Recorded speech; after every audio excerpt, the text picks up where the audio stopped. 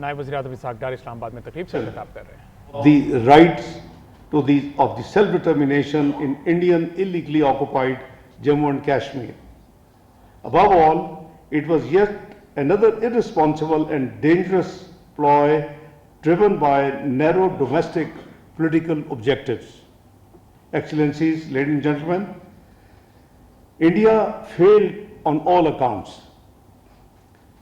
Acting under Article 51 of the UN Charter in self-defense, Pakistan, under the leadership of the then the Army Chief Sayyid Asam Munir, who is now the Field Marshal and the Chief of Defense Forces, gave a determined and decisive response, which was measured, collaborated, and proportionate directly solely to military installations.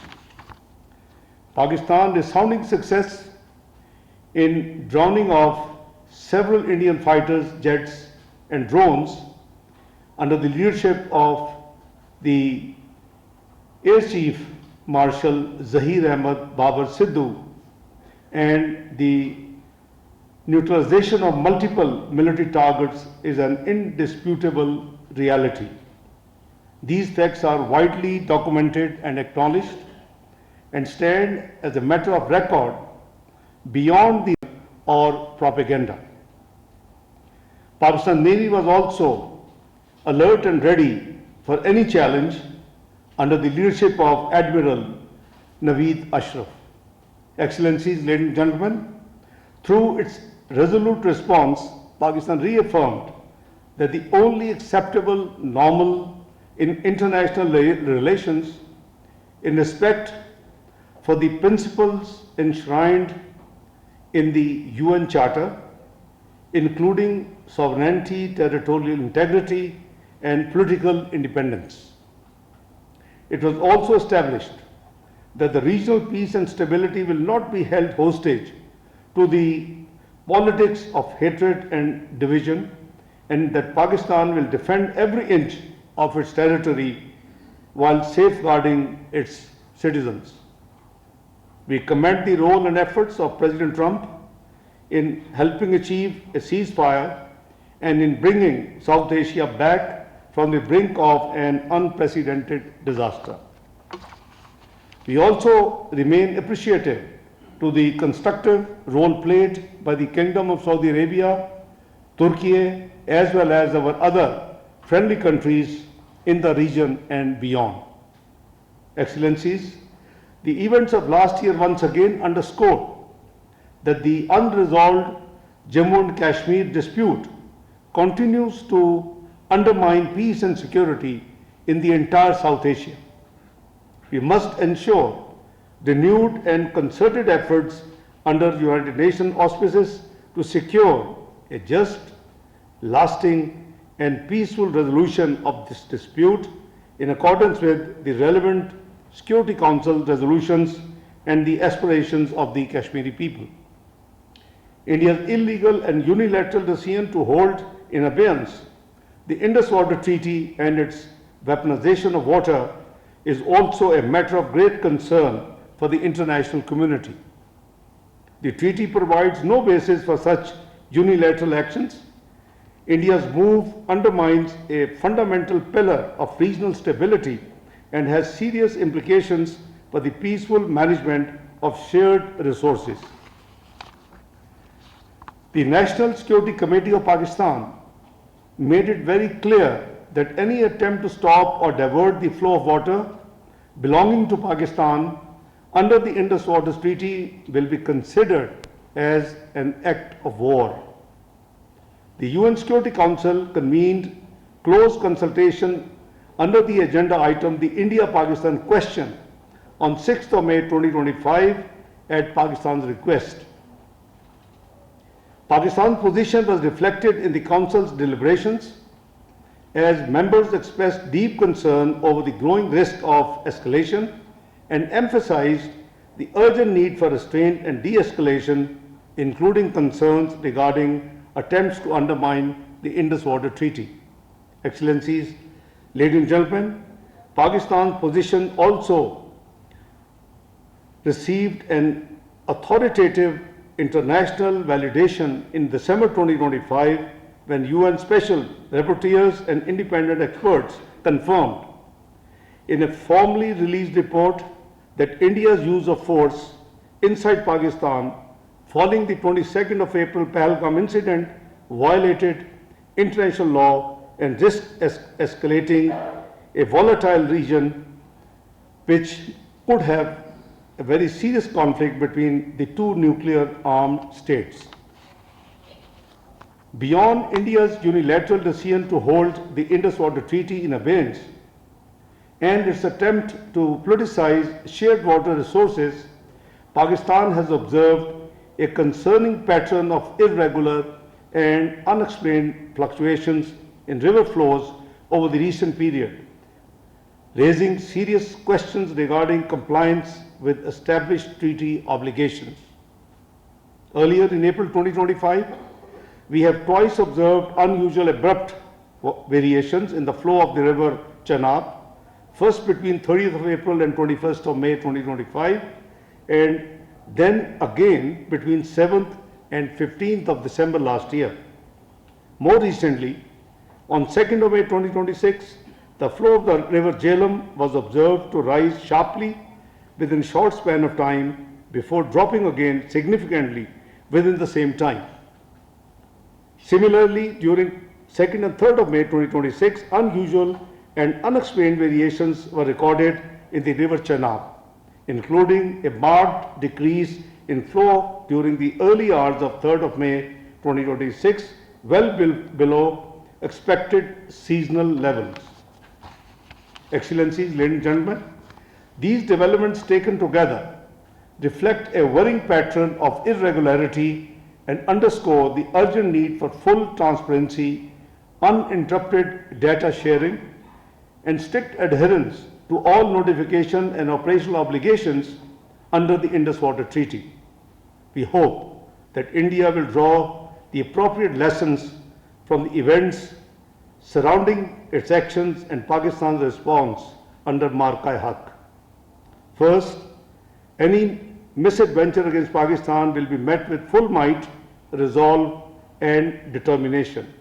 Second, the legitimate struggle of the Kashmiri people for self-determination cannot be suppressed by the Indian occupation. Instead of externalizing blame for its ongoing suppression of Kashmiri people, India must take immediate and meaningful steps towards a just settlement of the Jammu and Kashmir dispute in accordance with relevant UN Security Council resolutions and the aspirations of the Kashmiri people. Third, durable peace in the South Asia can only be built on equality, mutual respect, and peaceful resolution of disputes. India's persistent reliance on unilateralism and jingoism are a threat to regional peace and stability. Excellencies, Pakistan remains a firm believer in the enduring relevance of multilateralism and the peaceful resolutions of all disputes. We support universal and consistent adherence to the principles of UN Charter, including self-determination, the non-use or threat of force, and the peaceful settlement of disputes. These principles are not only abstract ideals, these are essential foundations for sustaining global peace and stability. Pakistan's current membership of the UN Security Council provided us an important opportunity to advance principled, balanced, and constructive engagement on issues of international peace and security. As an elected member, Pakistan has focused on bridging divides, promoting dialogue, and strengthening the role of elected members through more transparent and inclusive working methods.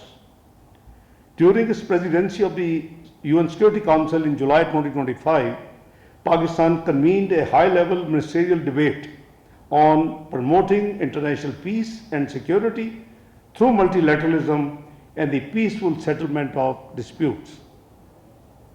The unanimous adoption of Resolution 2788, after many years there was a unanimous resolution in the Security Council, during our presidency further underscored this commitment, marking a concrete outcome of its efforts to strengthen multilateral approach to conflict prevention and resolution. Pakistan has consistently emphasized that unresolved and protected disputes, particularly those involving foreign occupation or the denial of self-determination, remain among the gravest threats to the international peace. Excellencies, ladies and gentlemen, durable peace cannot be achieved through force or coercion. Justice, respect for fundamental rights, particularly the right of self-determination, the peaceful settlement of disputes, and the faithful implementation of the UN resolutions remain indispensable to sustainable global stability. Guided by these principles, Pakistan has actively worked to strengthen cooperation across multilateral platforms available on the globe.